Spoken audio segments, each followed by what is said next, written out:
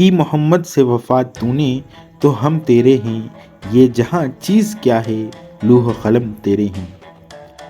اللہ کے نبی صلی اللہ علیہ وسلم کی زندگی ہمارے لیے راہ نجات ہے، آئیڈیل ہے، اور ہمیں جنت تک لے جانے کا راستہ صرف یہی ہے۔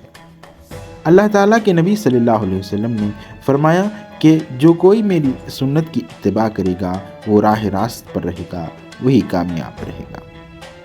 اللہ کے نبی صلی اللہ علیہ وسلم کی تاریخ ہمارے لیے ایک نشو و نما اور ہماری زندگی کا ایک نظریہ ہے۔ ہم بچپن سے لے کر ہماری نشو و نما اور ہماری موت تک ہمیں اس سیرت کو اپنانا چاہیے۔ اللہ کے نبی صلی اللہ علیہ وسلم کا نسب، محمد صلی اللہ علیہ وسلم کا نسب محمد بن عبداللہ بن عبد المطلب سے لے کر عدنان تک جا کر ملتا ہے۔ عدنان بلا اتفاق حضرت اسماعیل علیہ السلام کی ہی نسل میں سے تھے، لیکن دونوں کے درمیان کتنی پشتیں ہیں، ان میں سے کیا ہے، اس کے بارے میں بہت سا اختلاف ہے۔ آپ صلی اللہ علیہ وسلم کے والدہ کا نام آمنہ تھا اور والد کا نام عبداللہ تھا۔ حضرت آمنہ رضی اللہ تعالیٰ عنہ کے والد وہب بن عبد المناف بن زہرہ بن کلب تھے۔ یہ وہی کلب ہے جو جا کر عدنان یعنی حضرت اسماعیل علیہ السلام کی ہی نسل میں ملتے ہیں۔ آپ صلی اللہ علیہ وسلم کے نسب نامے میں ہم آگے بڑھتے ہوئے یہاں سے آپ کے قبیلے کے بارے میں جانتے ہیں۔ قبیلے قریش سے تعلق رکھتے تھے جو پورے عرب میں معزز قبیلہ تھا۔ یہ قبیلہ فہیر بن مالک یا نذر بن کنانہ کا لقب تھا۔ بعد میں ان کی اولاد اسی نسبت سے مشہور ہوئی۔ یوں تو اس قبیلے کو ہر دور میں سعادت حاصل رہی، لیکن قصا کو ایک منفرد مقام حاصل ہوا۔ اس کا نام زید تھا۔ وہ بچپن ہی میں یتیم ہو کر والدہ کے ساتھ ملک شام کے قریب علاقے قبیلے ازرہ کے میں جا بسے، وہیں پلے بڑھے، لیکن جوان ہو کر مکے آ گئے اور کچھ دنوں کے بعد خانہ کعبہ کے متولی بن گئے۔ یہ قبیلہ قریش کے پہلے شخص تھے جو خانہ کعبہ کے متولی بنے۔ متولی ہونے کے بعد، یعنی متولی کا مطلب یہ ہوتا ہے کہ خانہ کعبہ کی کنجی انہی کے پاس رہتی اور دیکھ بھال انہی کا رہتا۔ متولی ہونے کے بعد خانہ کعبہ کے روز دروازے کھولتے اور قریش کے مکے سے باہر آباد ہو گئے تھے اور انہیں اندر لا کر آباد کیا، یعنی کہ مکے میں لا کر آباد کیا۔ حاجیوں کی میزبانی کرنا اور حج کے دوران بڑے پیمانے پر کھانا تیار کرنا ان کا کام ہوا کرتا تھا۔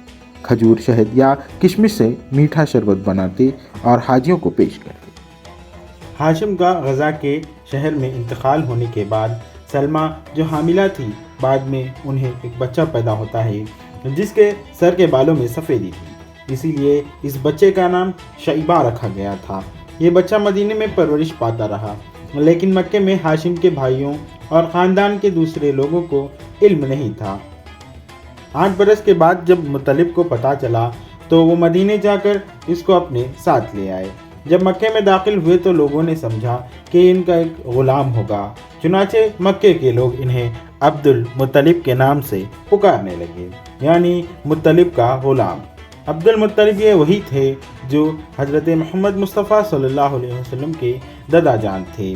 عبد المطلب بہت ہی خوبصورت اور عظیم انسان تھے کہ اس دور میں ان کا ہم مرتبہ کوئی نہیں تھا۔ وہ قریش کے سردار اور مکے کے قافلے کے تجارت کے ذمہ دار تھے۔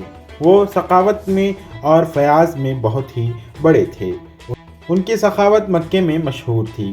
ان کے دسترخوان مسکینوں اور جانوروں اور چڑیوں کے کھانے کے لیے رکھ دیا جاتا تھا، اسی لیے مکے میں انہیں زمین اور انسانوں اور پہاڑ کی چونٹیوں اور وحشی جانوروں اور چڑیوں کو کھلانے والا کہا جاتا تھا۔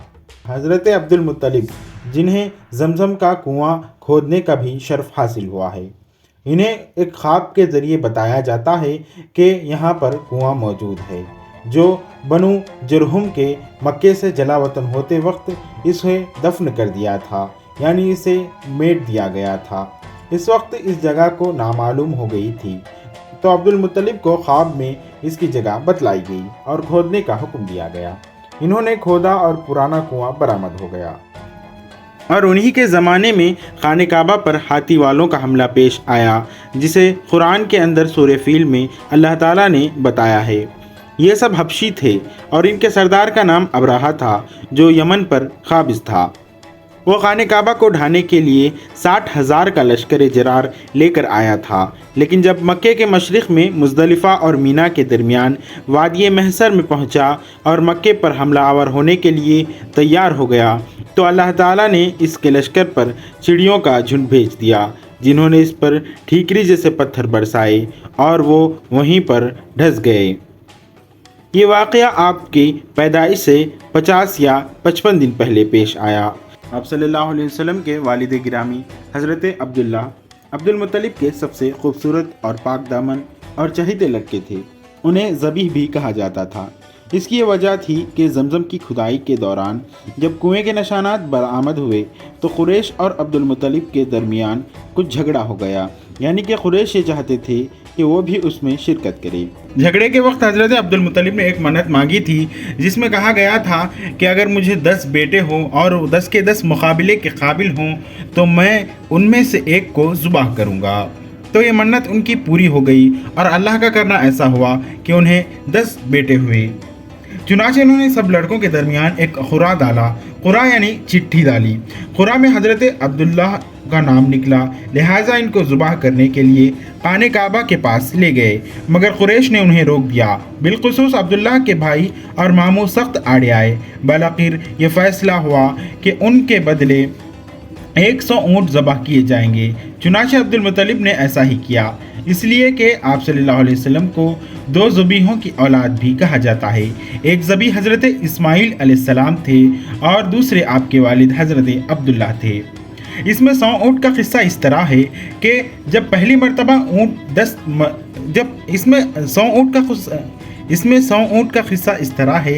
جب پہلی مرتبہ خرا ڈالا جاتا ہے، 10 اونٹ کا ڈالا جاتا ہے تو اس میں پھر حضرت عبداللہ کا ہی نام آتا ہے، اور پھر دوسری مرتبہ 20 اونٹ ڈالتے ہیں اور پھر حضرت عبداللہ کا نام ہی آتا ہے۔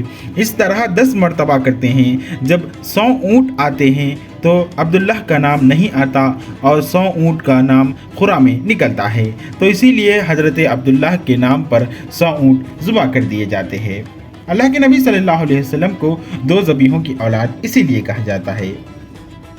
حضرت اسماعیل علیہ السلام کو مینڈے کا فدیہ دیا گیا تھا اور آپ کے والد کو 100 اونٹوں کا فدیہ۔ عبداللہ کی شادی آمنہ بنت وہب سے ہوئی جو اس وقت قریش کے سب سے بلند پایہ خاتون تھی۔ ان کے باپ وہیب بن زہرہ جو اس قبیلے کے سردار تھے اور عالی نسب تھے۔